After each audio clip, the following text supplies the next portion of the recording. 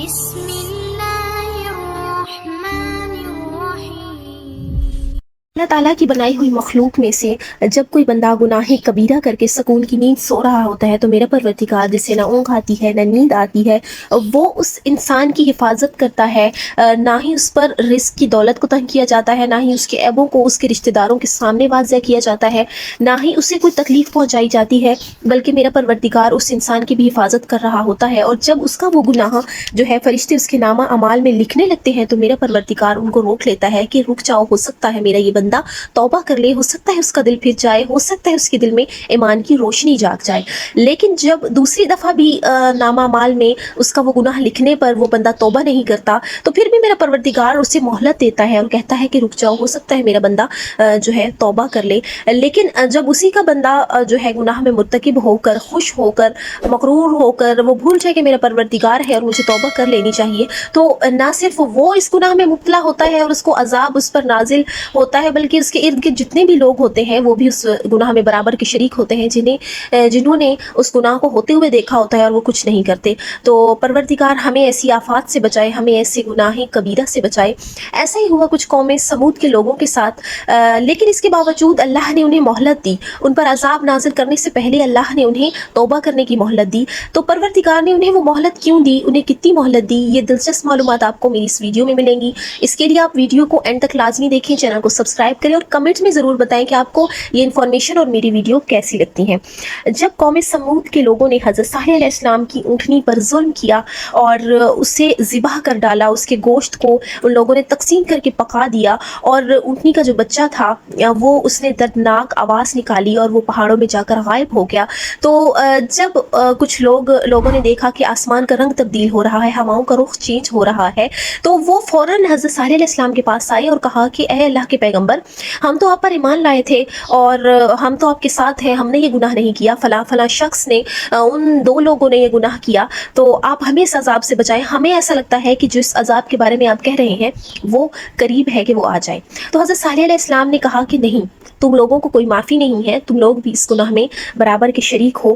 بے شک تم نے یہ گناہ نہیں کیا لیکن تم نے ہوتے ہوئے اس کو دیکھا، تو میرا پروردگار جو ہے تم پر وہ عذاب نازل کرنے والا ہے، لیکن تمہارے پاس مہلت ہے ابھی، تم جاؤ اور جا کر اس اونٹنی کے بچے کو تلاش کرو، ہو سکتا ہے وہ تمہیں مل جائے اور میرا پروردگار تمہیں اس عذاب سے بچا لے۔ تو وہ لوگ فوراً بھاگے، پہاڑوں کے ارد گرد انہوں نے چکر لگانا شروع کیے، طرح طرح کے انہوں نے ہیلے اور حربے اپنائے کہ اونٹنی کا بچہ مل جائے، لیکن جس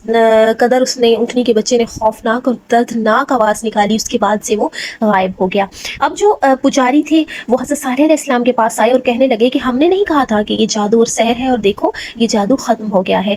تو اب جس عذاب کے بارے میں تم کہہ رہے ہو تو وہ کیوں نہیں نازل ہوتا، کہو نا اپنے پروردگار سے کہ وہ عذاب نازل کرے۔ تبھی خداوند قدوس نے حضرت صالح علیہ السلام پر وہی نازل فرمائی کہ ان لوگوں سے کہہ دو ہمارا عذاب 3 روز بعد تمہارے اوپر نازل ہونے والا ہے، اگر ان 3 دنوں کے اندر تم لوگوں نے توبہ کر لی تو میں اپنا عذاب روک لوں گا، ورنہ یقیناً جو ہے عذاب تمہارے اوپر آئے گا۔ میرا پروردگار اتنا رحمان اور رحیم ہے، وہ اپنی اتنی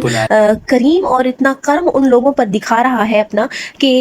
اس نے حضرت صالح علیہ السلام کو جو ہے اپنے وحی کے ذریعے یہ بھی کہا کہ ان لوگوں سے کہہ دو کہ وہ توبہ کر لیں تو میں ان کو یہ جو ہے 3 دن کے اندر بھی اگر ان لوگوں نے توبہ کر لی تو میں ان کو اس عذاب سے بچا لوں گا۔ حضرت صالح علیہ السلام نے اللہ کا یہ پیغام جو ہے ان لوگوں تک پہنچایا، پجاریوں تک پہنچایا، وہ جو ملکہ جو غرور میں اور وہ بہت ہی خوش ہو رہی تھی کہ میرا دیکھو کوئی نہیں یہ کام کر سکتا تھا اور میں نے یہ کام کر دیا، اس ملکہ تک بھی حضرت صالح علیہ السلام نے پیغام پہنچایا کہ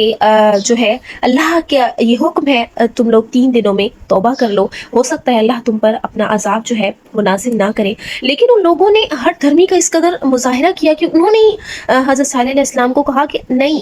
ہم توبہ نہیں کریں گے، اگر سچے ہو تو ایسا کرو کہ ہمارے اوپر عذاب کو بھیج دو، ورنہ اگر ہمیں ایسے لگتا ہے کہ تم لوگوں کے پاس جو ہے نہیں ہے کچھ، اب تمہارے پاس سحر اور نہیں بچا کہ تم اور کوئی جادو دکھاؤ۔ حضرت صالح علیہ السلام نے ان سے فرمایا اے قوم سمود، عذاب جو الہی ہے اس کی نشانی یہ ہے کہ تمہارے چہرے ان 3 دنوں میں پہلے دن جو ہے زرد، دوسرے دن سرخ اور تیسرے دن سیاہ ہو جائیں گے، اور اس کے بعد سے تم پر مکمل عذاب جو ہے وہ ڈھا دیا جائے گا۔ اب جیسے ہی ایک روز ہوا تو اللہ کے پیغمبر نے جو جیسا ہی کہا تھا قوم سمود کے لوگوں کو ویسا ہوا، ان کے چہرے زرد پڑ گئے۔ دوسرے دن ان کے جو چہرے تھے وہ سرخ ہو گئے۔ اب اس عالم میں بھی وہ لوگ ذرا بھی اپنی باتوں سے ٹس سے مس نہ ہوئے۔ اگر کوئی کسی کے دل میں خوف آتا بھی اور حضرت صالح علیہ السلام کے پاس جانے لگتا تو وہ پجاری، وہ اسلام کے دشمن اسے روک لیتے اور وہ اپنی ایسے ہی ہرتمی پر قائم رہے مغرور میں۔ اور سرکش قوم جو ہے اس کا آخری جواب یہی تھا کہ ہم کسی صورت میں بھی حضرت صالح علیہ السلام کی بات قبول نہیں کریں گے، ہرگز اپنے خداؤں سے جو ہے ہم منہ نہیں موڑیں گے، اپنے بتوں کو نہیں چھوڑیں گے۔ پھر تیسرا دن ہوا، ان کے جو چہرے تھے وہ سیاہ ہو گئے، اس قدر سیاہ ہو گئے کہ صرف جو ہے ان کی آنکھوں کے اندر جو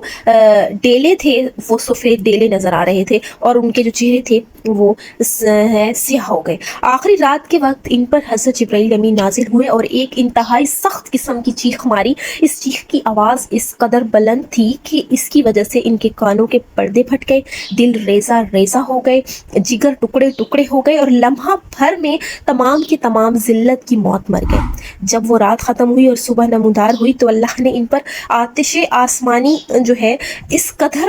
آسمانی بجلی نازل کی کہ اس نے اس ظالم قوم کو اس قدر جلا کر راکھ میں تبدیل کر دیا کہ اس کا نام صفحہ ہستی سے مٹا دیا۔